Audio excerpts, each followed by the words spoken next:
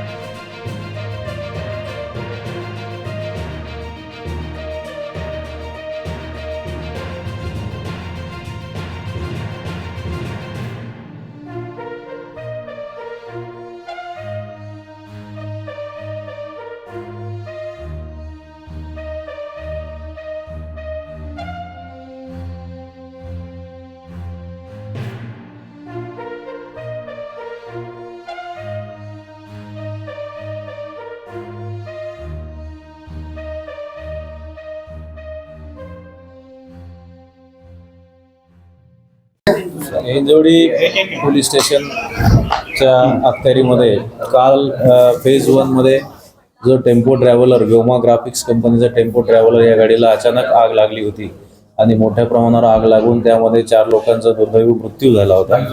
काही लोक जखमी होते। त्या ॲक्सिडेंटल डेथचा उलगडा हिंजवडी पोलीस स्टेशनने केलेला आहे। यामध्ये गाडीचा जो चालक आहे जनार्दन हंबर्डीकर वय 54 वर्षे यांनी घातपात रचून केमिकल बेन्झिन सोल्युशन आपल्या त्याच कंपनीतून आणून 1 लिटर बेन्झिन सोल्युशन स्वतःच्या ड्रायव्हिंग सीटच्या खाली ठेवलं होतं आणि त्याच्या खाली कापडाच्या चिंध्या ज्या कंपनीत त्या प्रिंटिंग कंपनीत वापरल्या जातात त्या चिंध्या ठेवल्या होत्या आणि बनाव करून प्लॅन करून आगपेटी लावून त्यांनी तो ब्लास्ट घडवून आणलेला आहे। ज्या ब्लास्टमध्ये 4 लोक हे मयत झालेले आहे। यामध्ये गुन्हा दाखल करायचं प्रक्रिया सुरू आहे। आरोपी मेडिकल कस्टडीमध्ये आहे, तो इंज्युर्ड आहे, त्याला ताब्यात घेण्याची प्रक्रिया आम्ही करत आहोत आणि पुढील तपास हिंजवडी पोलीस करत आहेत। कारण काय झालं आणि नेमकं कारण यामध्ये व्हेकल इन्स्पेक्शन केल्यानंतर त्या ठिकाणी आम्हाला खाली आगपेटी आणि काही जळालेले वस्तू मिळाले, काही एक्झिबिट्स फॉरेन्सिकला मिळाले।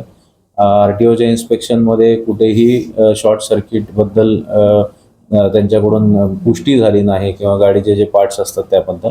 फर्दर इन्व्हेस्टिगेशनमध्ये आणि इंट्रोगेशनमध्ये आम्ही ज्यावेळेस तपास केला आणि इतर विटनेसेस व्हेरीफाय केले त्यावेळेस कळलं की कंपनीमध्ये चालकाचा इतर जे एम्प्लॉईज आहे जे बसमधून तो घेऊन जात होता रोज, त्यांचे वाद होते।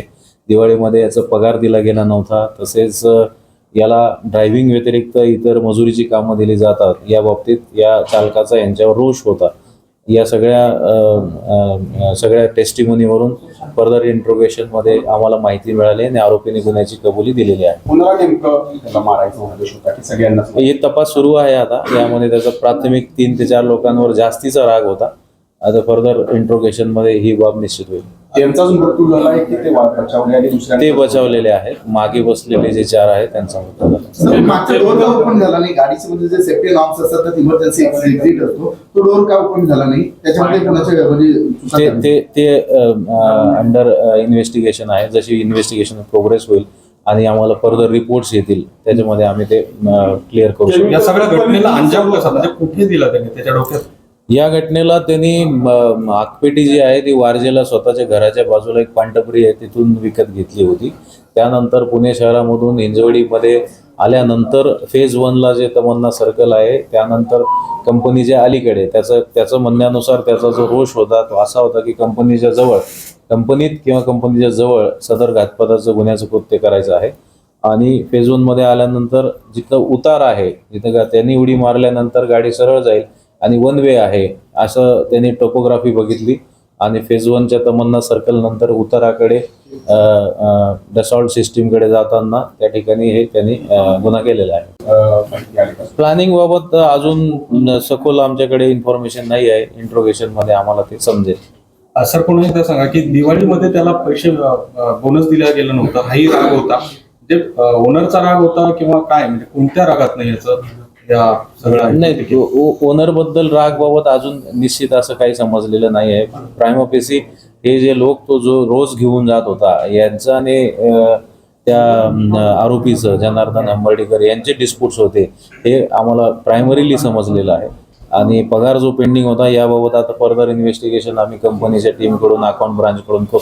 अर्थात सर याच्यात हा जो याची काय पार्श्वभूमी आहे का गुन्हेगारी किंवा काय आहे? नाही याची पार्श्वभूमी नाही आहे काही. मेंटली काही डिस्टर्ब वगैरे? नाही आता सध्या तरी आम्हाला काय असं दिसून आलं सर, हा परमनंट एम्प्लॉय होता की कॉन्ट्रॅक्ट एम्प्लॉय होता त्या कंपनीचा? ते व्हेरीफाय करून सांगतो.